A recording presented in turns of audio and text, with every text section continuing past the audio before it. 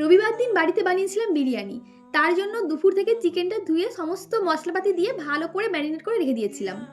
আমি বাড়িতে বিরিয়ানি বানালে চিকেনটা সবসময় অনেকটা আগে থেকেই ম্যারিনেট করে রেখে দিই।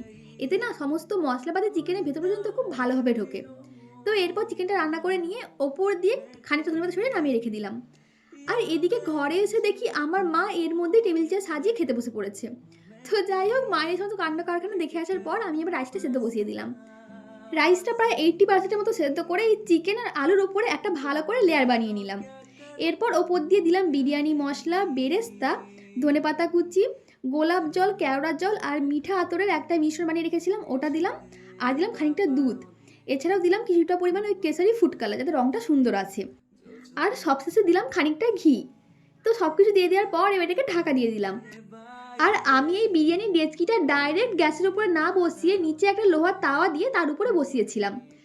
এবার এটাকে হাই ফ্লেমে রাখবো 5 মিনিট, লো ফ্লেমে 10 মিনিট আর গ্যাস অফ করে রাখবো 15 মিনিট। তো টোটাল এভাবে আধ ঘন্টা দম দেওয়ার পরেই কিন্তু আমাদের চিকেন বিরিয়ানি হয়ে যাবে একদম রেডি।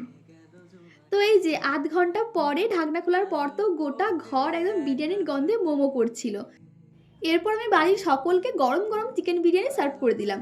তো চলো এবার আমিও গিয়ে খেয়ে নেই। আর আজকের মিনি ব্লগটা এখানে শেষ করছি। ভিডিওটা কেমন লাগলো জানিও, ভালো লাগে লাইক করে দিও। তো আজকের মতো টাটা, দেখা হচ্ছে নেক্সট ভিডিওতে।